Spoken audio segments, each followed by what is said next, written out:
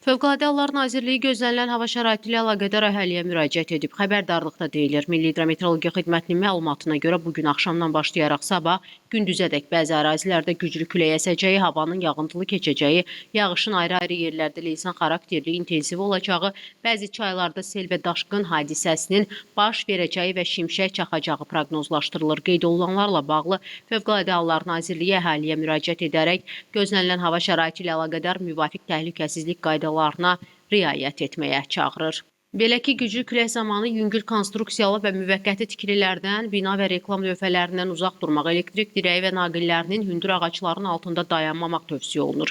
Güclü küləyin baş verən yanğınların söndürülməsi ilə əlaqədar yaratdığı çətinlikləri nəzərə alaraq, küləkli hava şəraitində yanğın təhlükəsizliyi qaydalarına xüsusilə ciddi riayət edilməlidir. Bundan əlavə, kiçik həcmli gəmi istifadəçiləri belə hava şəraitində dənizə çıxmağın qadağan olduğunu nəzərə almalıdırlar. Həmçinin intensiv yağıntıların səbəbi ola biləcəyi sel və daşqından qorunmaq üçün sel və daşqın təhlükəli ərazilərdən uzaq durmaq, bu təhlükə ilə üzləşdikdə dərhal yaxınlıqdakı yüksəkliyə qalxmaq tövsiyə olunur. Eyni zamanda ildırımla bağlı təhlükələrdən qorunmaq üçün elektrik cihazlarını şəbəkədən ayırmaq, telefonla danışmamaq, açıq havada olarkən elektrik xətti, ildırım ötürücüsü, nabalça və antenaya yaxınlaşmamaq, hündür ağacların altında daldalanmamaq və bu məqsədlə nisbətən çökək yer seçməyə, avtomobildə olduqda isə hərəkəti dayandıraraq şüşələri qaldırıb ildırımın bitməsini gözləmək lazımdır.